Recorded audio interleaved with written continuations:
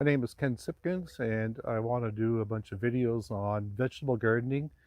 First of all, today we're going to take a little bit of time explaining how to prepare your soils, when to do it, and then we're going to show you some of the tricks of the trade as far as growing vegetables, time of planting, and uh, which varieties we can plant early in the season and which ones that we have to wait till later on when the weather is warmer. So soil preparation is very important first thing in the spring. If you get in your vegetable garden, and I have a sample of soil here, if you get a spade or a shovel and you dig your soil up and it's somewhat damp yet, if you can go like this with your hand and you can make a mud ball with it, you should not be in your garden. All right, because when you have wet soil like that and you work it, it's going to turn into real hard lumps, and it'll be like that all summer. So it's very difficult to grow a quality plant in soil that's hard and lumpy, and it usually takes an entire winter of frost heaving and breaking the soil back down before it's good again. All right, in comparison to that, if I took some soil out of a garden here that's been amended, if I try to break this or make it into a lump, it just falls apart, and it's nice crumbly soil. That's what you want to maintain in a garden if at all possible. Sarnia has two different kinds of soils. We have clay soils and we have sandy soils. Both of them require amendment in order to get quality vegetables. The sandy soils always dry out in the summertime. They're easier to work early in the spring because they drain very quickly. So in a sandy location, I would encourage people to work in organic matter. I find in my gardens, peat moss is about the cheapest price-wise for volume of soil amendment. It's very fine. I've got a little bit sitting in my garden right here. It's a light brown, very fibrous material, and it will hold probably about 30 times its weight in water. So when it does get moist, it holds the water for people in the summer whose gardens dry out very quickly. And on the other hand, if you have clay soils, when you put this into your soil and you mix it up with the clay, these particles all get in between the clay so that they can't stick back together. And that's what gives you aeration or air in your soil, which is very important, as well as still holding moisture. So I do that every year in my gardens. I have 4x12 raised beds, and I'll put one 3.8 cubic foot of peat moss in each bed. I spread that out on top, and then I'll work it in for the first 6 inches. And over the years, continually doing that, the soil always stays very friable, very easy to work. Don't have to get in here with a heavy-duty spade in order to prepare the garden in the spring. So we're working about 15th to 20th of April now. It's perfect time for planting your cool crops. And there are several things that should go in the garden early. A couple things that I'm going to show you is broccoli, cauliflower. These are two plants that can take cool weather. A light frost won't even hurt these, especially after they've been out in the garden for a couple days.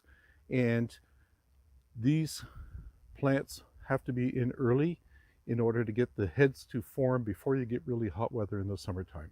So if you don't start off with a nice good sized plant by the 15th, 20th of April, by the time they head up, it's going to be really hot. Usually the heads will bolt or go to flower, and they don't have the quality or taste. So try to plant a big pot. I always get the 4-inch pots right away, even though you can buy smaller ones. These finish about 2-3 weeks earlier than the little transplants, and it makes all the difference. All right. Other things that you can plant at this time of year would be leek and onions. Again, they could take cool. They prefer cool grounds, and transplant them into the garden. I'm going to show you how to do that in a few minutes. Again, get them off to a really good start. The leek you can leave in all season if you like, and the flavor improves after frost in the fall. Another thing that I like to put in the garden really early are onions. Number of different ways you can do onions. I use Dutch sets or small onions that you can buy in a package already. Usually there's 100 bulbs in one of these small packages. Plenty for most people's gardens. And I will plant these in a row. We'll show you how to do that in a few minutes. And I'll be planting them very close together. I'll explain why as we do that. Other things that can go in the garden when it's cool yet are any kind of lettuce, whether it's head lettuce or leaf lettuce. This is a mesclun mix. Again, it'll come up in cool weather, does not need the heat. Snow peas. You want to get your snow peas in now. Earlier the season, after the soil is workable, put them in because they grow better in cool weather, right? This is a variety called snow peas.